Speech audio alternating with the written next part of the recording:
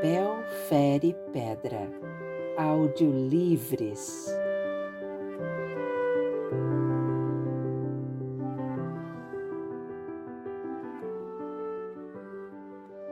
Caderno Proibido, escrito por Alba de Céspedes, traduzido por Joana Angélica Dávila Melo, publicado pela Companhia das Letras.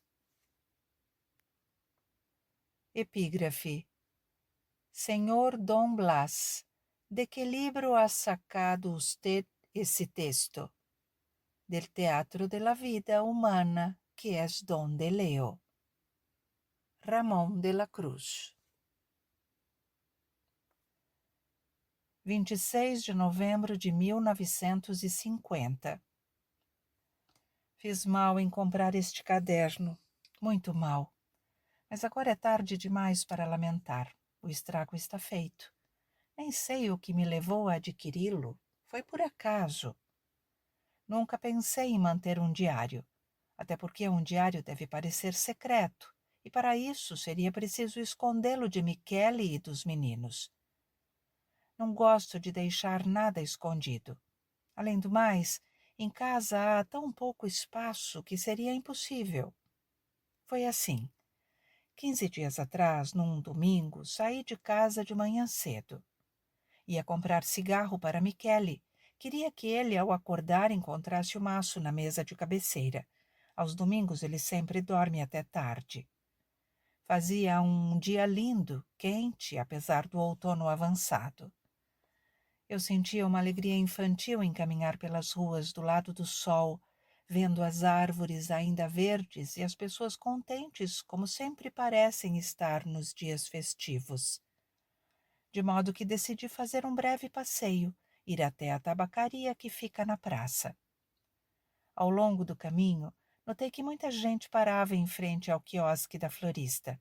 Também parei e comprei um buquê de calêndulas. Aos domingos é bom ter flor na mesa, me disse a florista. Os homens notam. Sorri, concordando, mas na verdade, ao comprar aquelas flores, eu não pensava em Michele ou em Ricardo, que no entanto muito as aprecia. Comprava-as para mim, para segurá-las enquanto caminhava. Na tabacaria havia muita gente. Enquanto esperava a minha vez, já com o dinheiro trocado, vi uma pilha de cadernos na vitrine. Eram cadernos pretos, luzidios, grossos, daqueles que eu levava para a escola e nos quais, antes mesmo de iniciá-los, eu logo escrevia na primeira página com entusiasmo o meu nome, Valéria. Me dê também um caderno, eu disse, remexendo na bolsa para pegar mais dinheiro. Mas quando ergui os olhos, percebi que o moço da tabacaria havia assumido uma expressão severa para me dizer: não pode, é proibido. Ele me explicou que o fiscal ficava de guarda na porta todo domingo para que ali só se vendesse tabaco, nada mais. Eu era a única cliente. Mas eu preciso, pedi novamente. Preciso mesmo. Então ele olhou ao redor e depois rapidamente pegou um caderno e o deslizou sobre o balcão, dizendo: esconda embaixo do casaco. Mantive o caderno sob o casaco por todo o caminho, até em casa. Temia que ele escorregasse, que caísse no chão enquanto a zeladora me contava sei lá o que sobre a tubulação de gás. Meu rosto estava afogueado quando virei a chave na porta. Fiz menção de ir direto para o quarto, mas lembrei que Michele continuava na cama. Enquanto isso, Mirella me chamava. Mamãe! Ricardo perguntava. Comprou o jornal, mãe? Eu me sentia agitada, confusa, com medo de não poder desvestir o casaco sem ser vista. Vou guardar no meu armário, pensei. Mas não. Mirella abre toda hora para pegar alguma coisa emprestada, um par de luvas ou uma blusa. Michele vive abrindo a cômoda. A escrivaninha agora é praticamente de Ricardo. Considerei que em toda a casa já não dispunha de uma gaveta, um escaninho para chamar de meu. Queria fazer valer meus direitos a partir daquele dia. No armário de roupa de cama e mesa, decidi.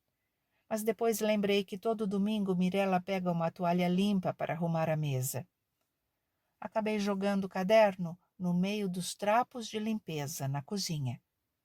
Mal tive tempo de fechar o saco quando Mirella entrou e disse: "O que você tem, mamãe? Seu rosto está vermelho?" "Deve ser o casaco", respondi, me livrando dele. "Lá fora está calor."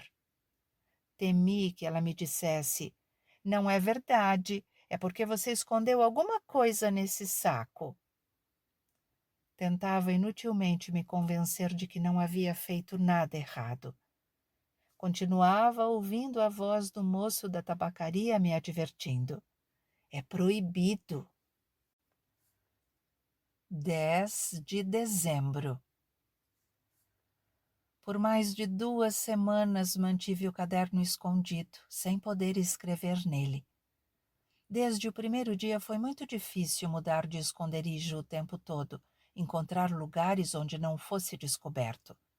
Se fosse achado, Ricardo o usaria para suas anotações na universidade e Mirella para escrever o diário que mantém trancado a chave em sua gaveta. Eu poderia dizer que é meu ficar com ele, mas deveria justificar seu uso.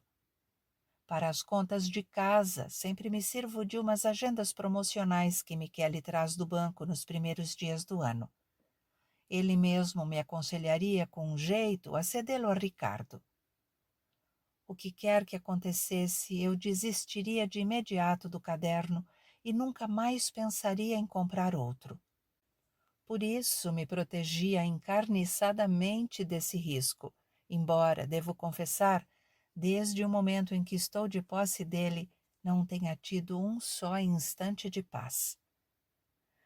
Antes eu sempre ficava amargurada quando os meninos saíam, e agora, ao contrário, desejo que o façam para poder ficar sozinha e escrever. Jamais havia considerado que, dada a exiguidade de nossa casa e o meu horário de expediente, quase nunca tenho oportunidade de ficar sozinha. Na verdade, precisei recorrer a uma trapaça para iniciar este diário. Comprei 3 ingressos para o jogo de futebol e disse que os ganhei de uma colega de trabalho. Dupla trapaça, já que para poder fazer isso, adulterei as contas de casa. Logo depois do almoço, ajudei Michele e os meninos a se vestir, emprestei meu casaco pesado a Mirella, me despedi afetuosamente e fechei a porta atrás deles com um arrepio de satisfação. Depois, arrependida, corri à janela como se fosse chamá-los. Mas já estavam longe e fiquei com a sensação de que se dirigiam a uma cilada que eu criara para prejudicá-los e não a um inofensivo jogo de futebol. Riam entre si e aquele riso me provocava uma fisgada de remorso. Quando entrei, quis começar a escrever logo, mas faltava arrumar a cozinha. Mirella não tinha podido me ajudar, como sempre faz aos domingos. Até Michele, por natureza tão organizado, havia deixado o armário aberto, algumas gravatas espalhadas aqui e ali, e agora fez isso de novo. Hoje também comprei ingressos para o jogo de futebol e, portanto, posso desfrutar de um pouco de calma. O mais bizarro é que, quando posso enfim tirar o caderno de seu esconderijo, sentar e começar a tomar nota, não encontro nada a dizer, além de relatar minha luta cotidiana para ocultá-lo. Agora o deixo escondido no velho baú, onde durante o verão guardamos as roupas de inverno. 2 dias atrás, porém, precisei dissuadir Mirella de abrir o baú para pegar uma calça pesada de esqui que ela usa em casa desde que abrimos mão do aquecimento. O caderno estava lá, ela o veria assim que levantasse a tampa. Então lhe disse: tem tempo, tem tempo. E ela retorquiu: estou com frio. Insisti com tanto fervor que até Michele notou. Quando ficamos sozinhos, Ele me disse que não compreendia por que eu havia contrariado Mirella. Respondi duramente: sei o que estou fazendo. E ele me encarou, espantado com meu humor insólito. Não me agrada que você interfira nas minhas discussões com os meninos, continuei. Desse jeito, tira a minha autoridade diante deles. E enquanto ele objetava que, em geral, eu o acuso de não dar atenção suficiente aos filhos e se aproximava de mim com atitude brincalhona, dizendo: o que você tem hoje, mamãe? Pensei que talvez eu esteja me tornando nervosa, irascível, como é o que se diz, todas as mulheres que passam dos 40. E suspeitando que Michele também pensasse assim, me senti profundamente humilhada. 11 de dezembro. Ao reler o que escrevi ontem, acabo me perguntando se não comecei a mudar de índole a partir do dia em que meu marido, de brincadeira, passou a me chamar de mamãe.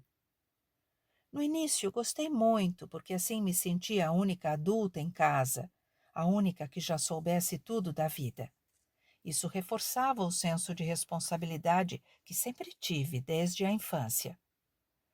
Gostei também porque, desse modo, eu conseguia justificar o ímpeto de ternura que me suscitava o jeito de ser de Michele, que permaneceu cândido, ingênuo, mesmo agora que tem quase 50 anos. Quando ele me trata de mamãe, respondo num tom entre severo e terno, o mesmo que eu empregava com Ricardo quando criança. Mas agora compreendo que foi um erro. Ele era a única pessoa para a qual eu era Valéria. Meus pais, desde minha infância, me chamavam bebê, e com eles é difícil ser diferente daquela que eu era na idade em que me deram esse apelido. De fato, ainda que ambos esperem de mim tudo o que se espera de pessoas adultas, não parecem admitir que eu o seja realmente. Sim, Michele era a única pessoa para a qual eu era Valéria. Para algumas amigas ainda sou Pisani, a colega de escola. Para outras sou a mulher de Michele, a mãe de Ricardo e Mirella. Mas para ele, desde quando nos conhecemos, eu tinha sido somente Valéria. 15 de dezembro. Toda vez que abro este caderno, olho meu nome escrito na primeira página. Sinto certa satisfação em ver minha letra sóbria, não muito alta, inclinada de lado, que, no entanto, denuncia claramente a minha idade. Tenho 43 anos, se bem que, quando penso nisso, não consigo acreditar.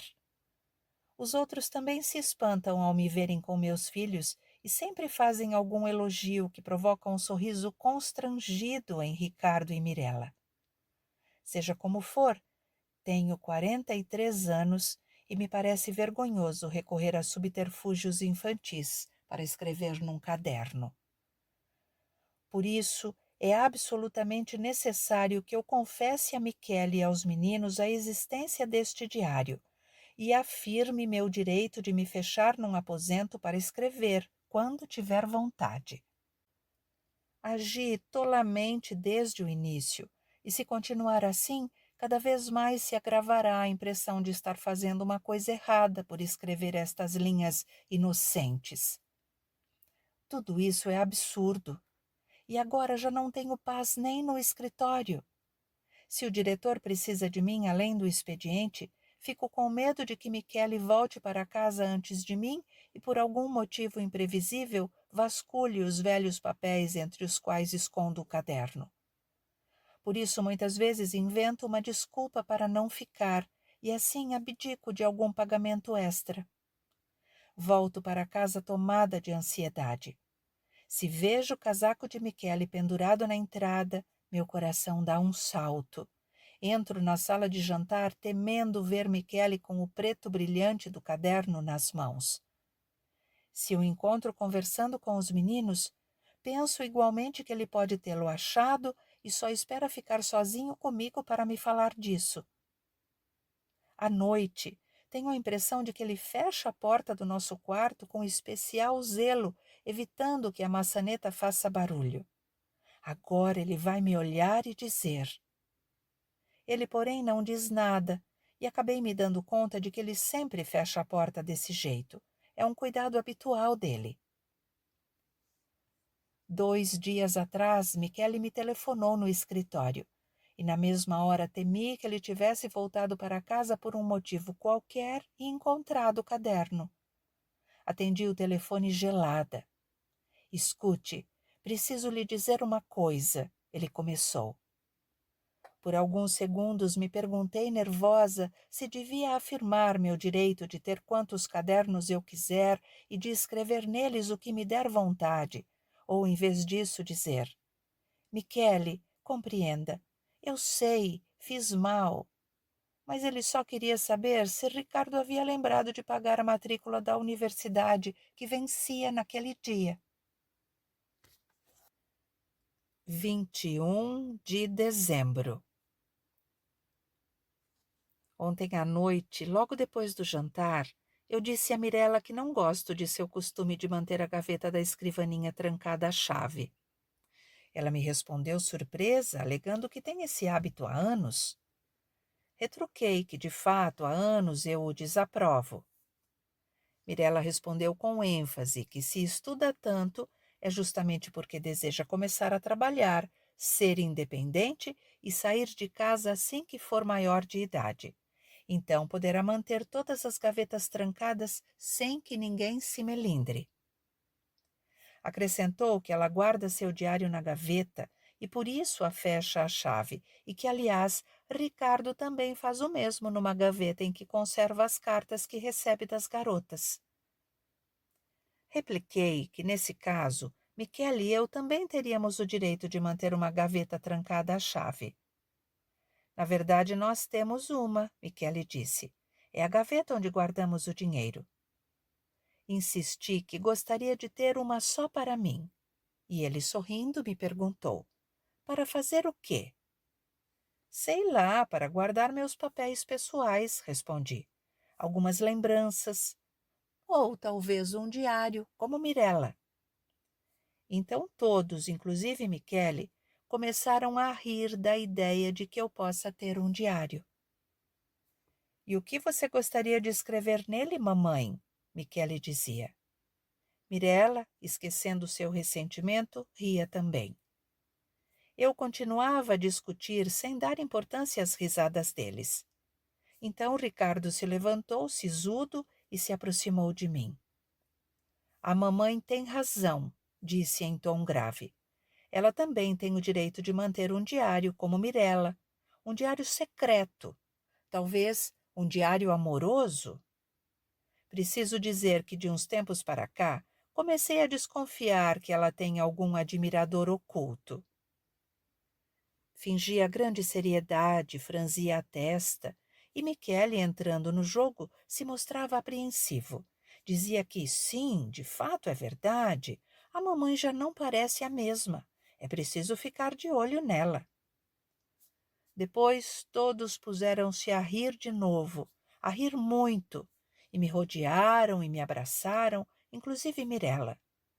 Ricardo, segurando meu queixo, me perguntou carinhosamente: o que você quer escrever no diário, hein? De repente caí no choro e não compreendi o que eu tinha, exceto um grande cansaço. Ao me ver chorar, Ricardo ficou pálido, me abraçou apertado, dizendo: eu estava brincando, mãezinha. Não percebe que eu estou brincando? Me perdoe. Depois se virou para a irmã e disse que é sempre por causa dela que essas coisas acontecem. Mirella saiu da sala de jantar batendo a porta atrás de si. Pouco depois, Ricardo também foi dormir e ficamos sozinhos, Michele e eu. Michele começou a falar comigo, afetuoso.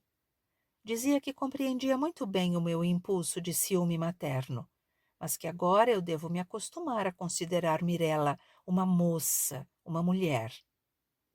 Eu tentava explicar que não se tratava disso em absoluto, e ele continuava. Ela está com 19 anos. É normal que já experimente alguma coisa, sensações, sentimentos, que não queira revelar ao pessoal de casa. Um pequeno segredo, enfim. E nós, então, repliquei. Nós também não temos o direito de ter algum segredo? Michele pegou a minha mão, acariciou com doçura. Oh, querida, disse, que segredos você quer ainda que tenhamos com essa idade? Se ele tivesse pronunciado essas palavras em tom atrevido, brincalhão, eu me rebelaria. Mas o tom melancólico de sua voz me fez empalidecer. Olhei ao redor para me certificar de que os meninos estavam na cama e também pudessem acreditar que aquele instante de fraqueza se devesse a ciúme materno. Você está pálida, mamãe, Michele dizia. Você se cansa demais, trabalha demais. Vou lhe servir um conhaque. Recusei com ênfase. Ele insistia. Obrigada, eu disse. Não quero beber nada, já passou. Tem razão. Talvez eu estivesse um pouquinho cansada, mas agora estou ótima. Sorri e o abracei para tranquilizá-lo. Sempre a mesma, se recupera depressa, Michele comentou com ternura. Nada de conhaque, então. Eu, encabulada, desviava o olhar. Na despensa, ao lado da garrafa de conhaque, dentro de uma velha lata de biscoitos, eu tinha escondido o caderno. 27 de dezembro. O Natal foi 2 dias atrás. Na noite da véspera haveria um baile, para o qual Ricardo e Mirella haviam sido convidados, na casa de velhos amigos nossos, os Caprelli, que naquela ocasião apresentavam a filha à sociedade. Esse convite havia sido recebido com júbilo pelos meninos, porque os Caprelli são uma família muito abastada que recepciona com fartura e bom gosto. Eu também fiquei contente, pois assim poderia jantar sozinha com Michele, como quando éramos recém-casados. Mirella estava feliz com a ideia de poder usar novamente seu primeiro vestido de noite, inaugurado no último carnaval, e Michele emprestaria a Ricardo seu smoking, como já fizera no ano passado. Em vista dessa noitada, eu tinha comprado para Mirella uma echarpe de tule salpicada de paetês dourados e para Ricardo uma camisa de gala, daquelas modernas de colarinho mole. A tarde foi muito alegre, já que todos esperávamos passar um belo serão. Mirella, depois de pronta, ficou graciosíssima. A expectativa da diversão havia dissipado de seu rosto aquela expressão sempre um pouco aborrecida e meio obstinada que lhe é peculiar. Quando entrou na sala de jantar e, para nos exibir seu vestido rodado, girou levemente sobre si mesma, escondendo o rosto atrás da echarpe num movimento incomum de timidez, seu pai e seu irmão prorromperam em exclamações admirativas, quase espantados por reconhecer na filha e na irmã uma jovem tão atraente. Eu também sorri. Fiquei até orgulhosa.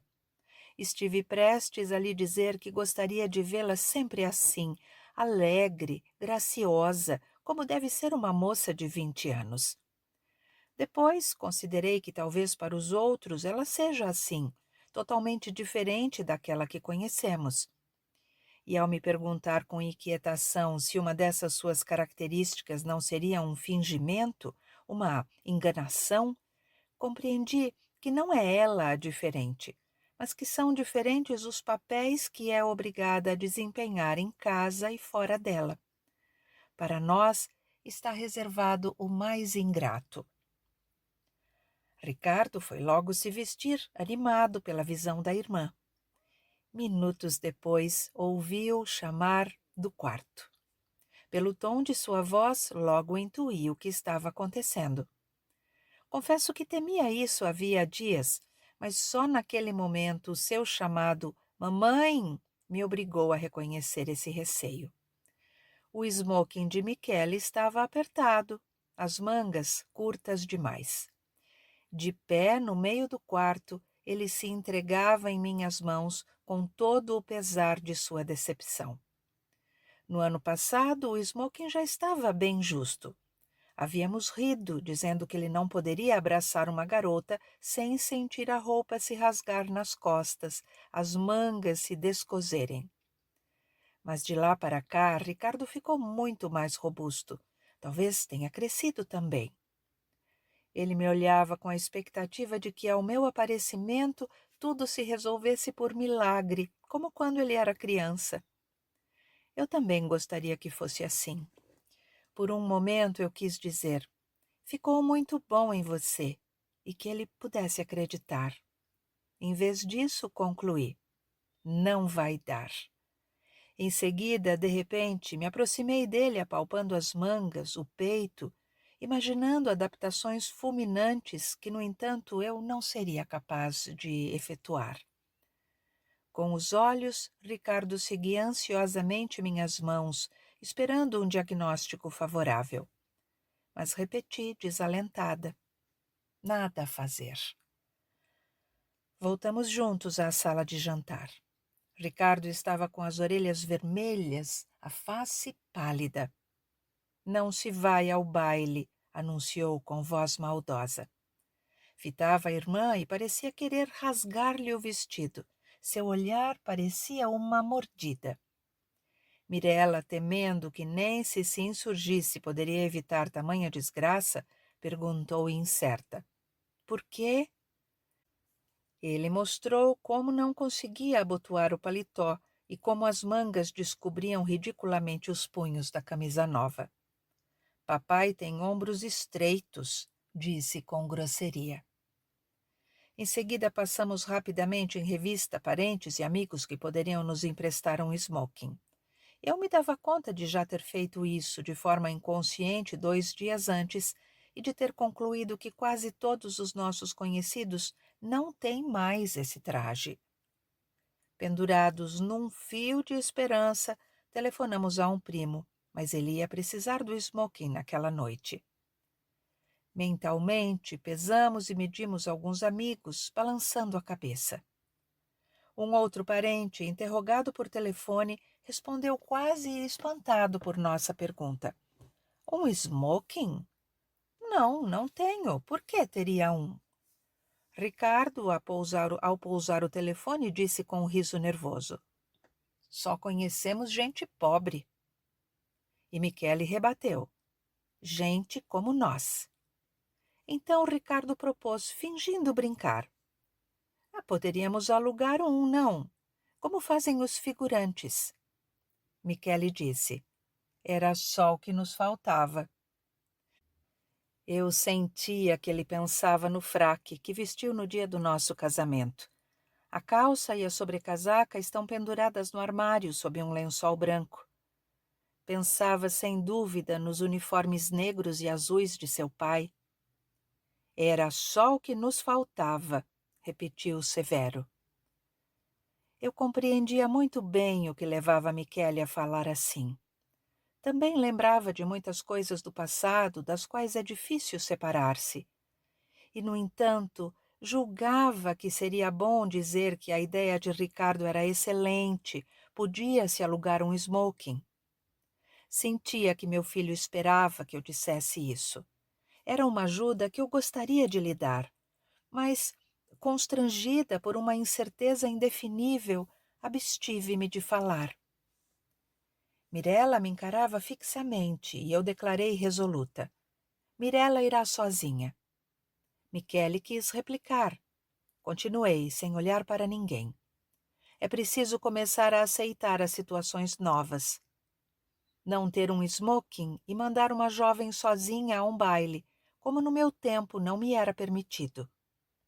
Há uma vantagem em tudo. Você a acompanha, Michele. Depois volta para casa. Ficaremos bem do mesmo jeito, nós 3.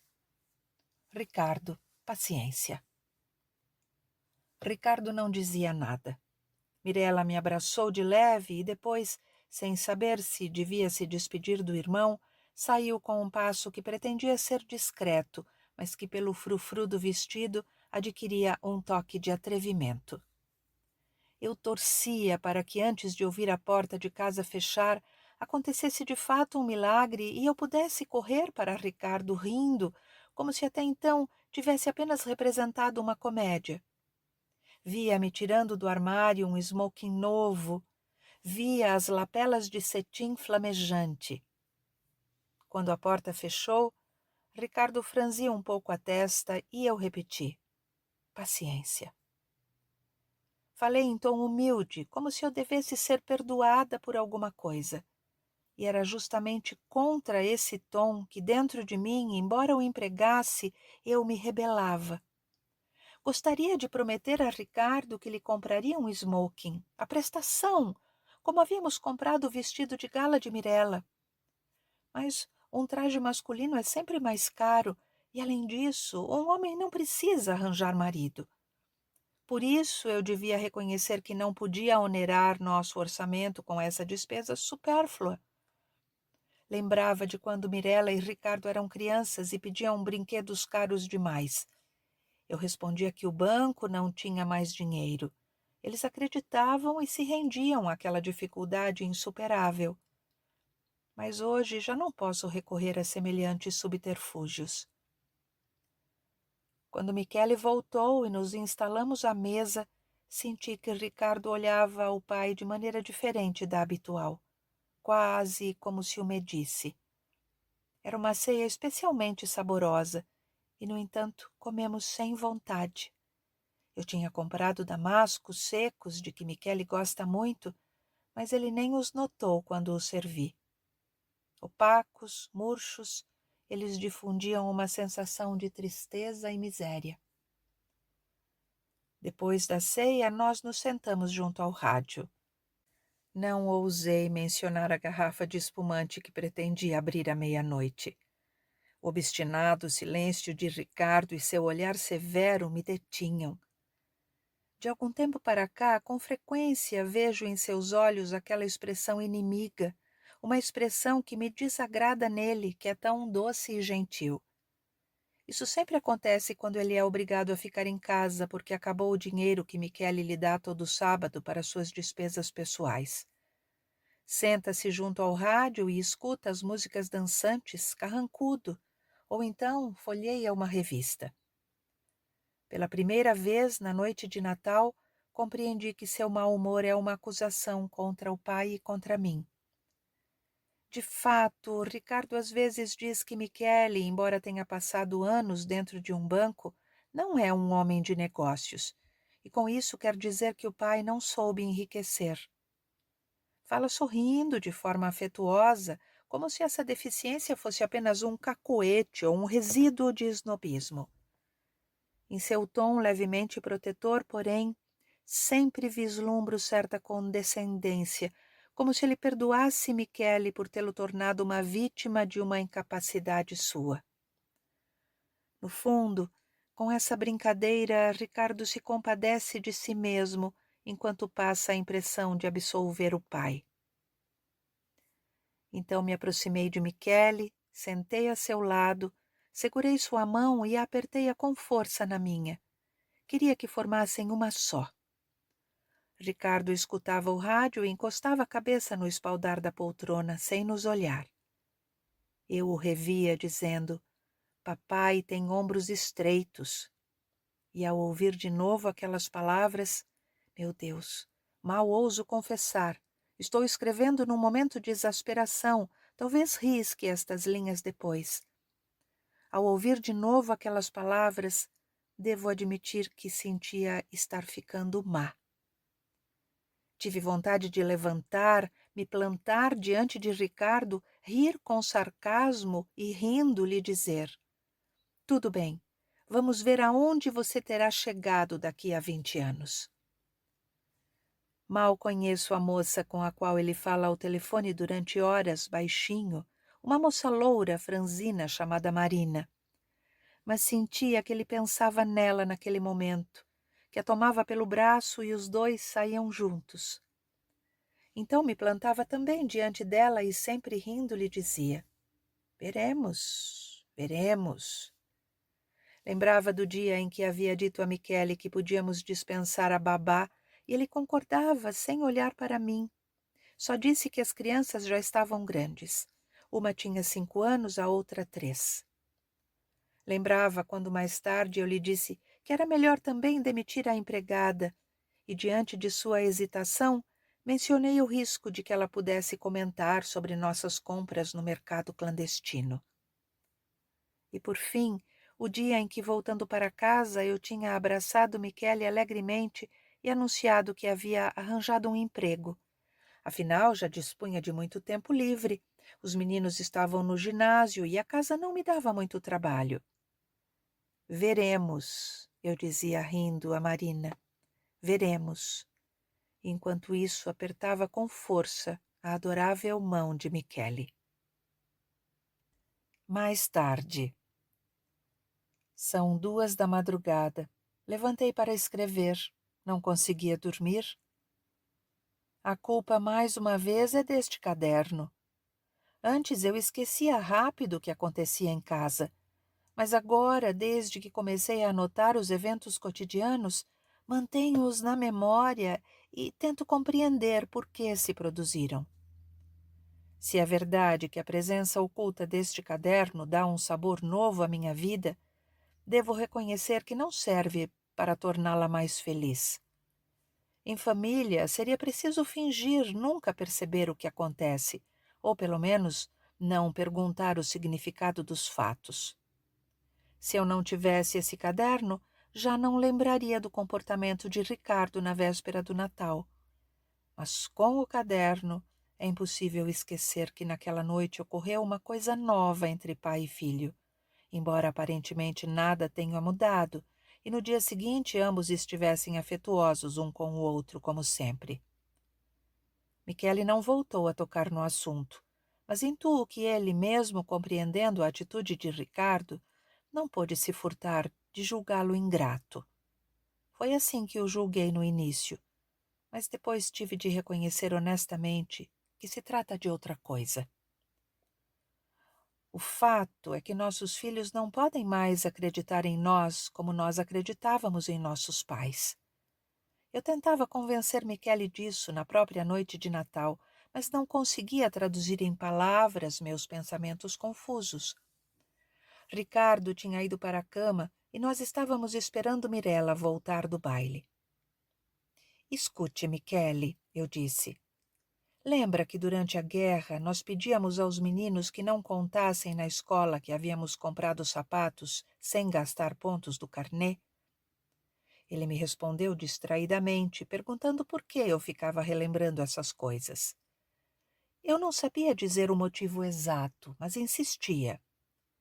E quando pedíamos que não falassem que escutávamos uma rádio estrangeira? Eu queria lhe explicar como certa vez, naquela época, me fora difícil punir Mirella por ter dito sei lá qual mentira.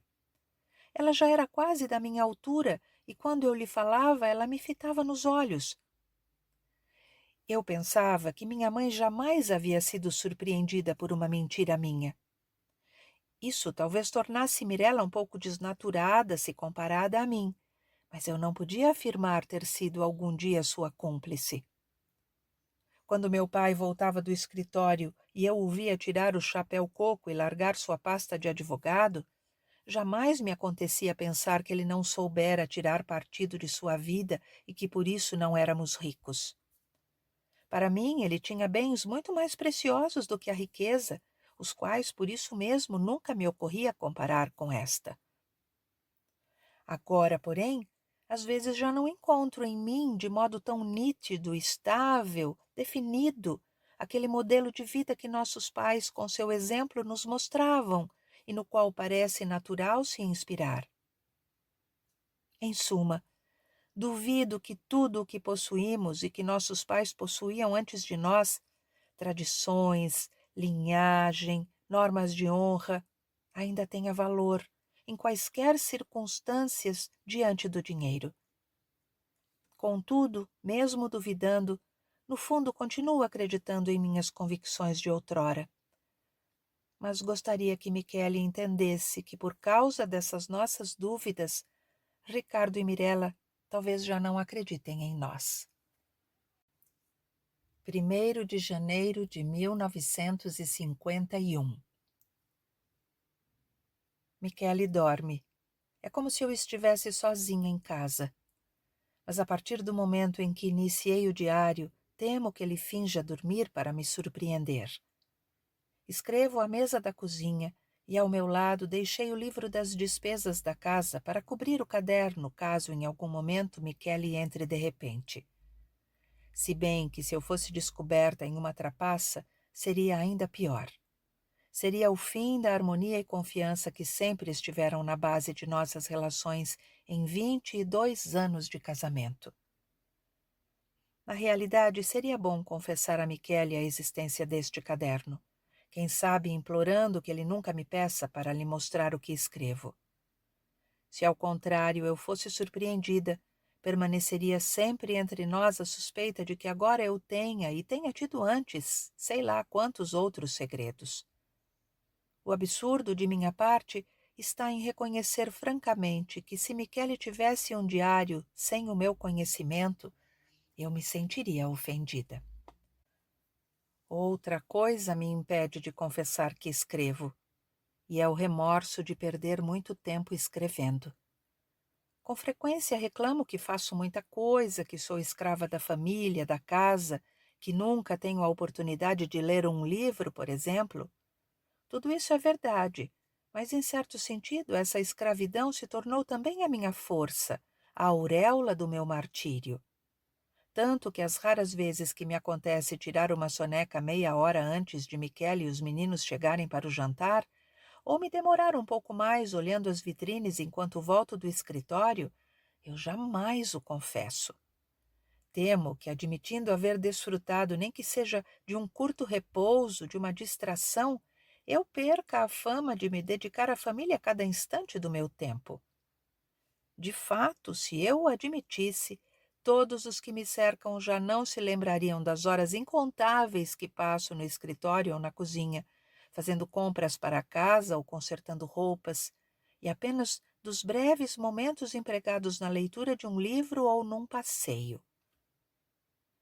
Na verdade, Michele vive insistindo para que eu me permita um pouco de repouso, e Ricardo diz que quando puder ganhar um salário, me oferecerá uma temporada em Capri ou na Riviera. O reconhecimento do meu cansaço os isenta de qualquer responsabilidade. Por essa razão, repetem com frequência com ar severo: "Você deveria descansar", como se eu não o fizesse por capricho. Depois, na prática, assim que me veem sentada no meio deles lendo um jornal, logo me pedem: "Mamãe, já que você não tem nada para fazer, poderia cerzar o forro do meu paletó? Poderia passar a ferro minha calça?" E assim por diante. De modo que, pouco a pouco, eu também me convenci disso. Quando no escritório me é concedido um dia de folga, eu logo anuncio que dedicarei a várias providências atrasadas e às quais há tempos destinei aquela jornada livre. Garanto que não descansarei, visto que, se o fizesse, os olhos de quem me rodeia aquele breve dia figuraria como um mês inteiro de repouso. Anos atrás, uma amiga me convidou para passar uma semana em uma casa de campo que ela tem na Toscana. Viajei cansadíssima, pois havia tomado todas as providências a fim de que nada faltasse a Michele e aos meninos durante minha ausência. Na volta, encontrei inúmeras coisas acumuladas durante minhas breves férias. No entanto, mesmo quando já estávamos no inverno, se eu fizesse menção a meu cansaço, todos me fariam notar que naquele ano eu tinha veraneado e que minha disposição certamente havia se beneficiado disso. Ninguém parecia compreender que uma semana de repouso em agosto não me impediria de estar cansada em outubro. Se às vezes digo não me sinto muito bem, Michele e os meninos fazem um breve silêncio respeitoso e embaraçado. Depois me levanto e recomeço aquilo que devo fazer. Ninguém move um dedo para me ajudar, mas Michele grita: "Aí está! Você diz que não se sente bem, mas não fica parada nem por um momento." Pouco depois recomeçam a falar de uma coisa e outra, e ao sair os meninos me recomendam: descanse, hein? Ricardo me faz um gesto ameaçador com o dedo, como se me proibisse de sair para me divertir. Na minha família, somente a febre alta, é sinal de que estamos de fato doentes. A febre preocupa Michele. Os meninos me trazem suco de laranja. Só que eu raramente tenho febre. Nunca posso dizer. Em compensação, estou sempre cansada e ninguém acredita.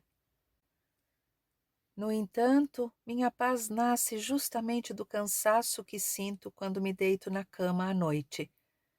Nele encontro uma espécie de felicidade na qual me aplaco e adormeço. Devo reconhecer que a determinação com a qual me defendo de qualquer possibilidade de repousar talvez não passe de medo de perder essa única fonte de felicidade que é o cansaço.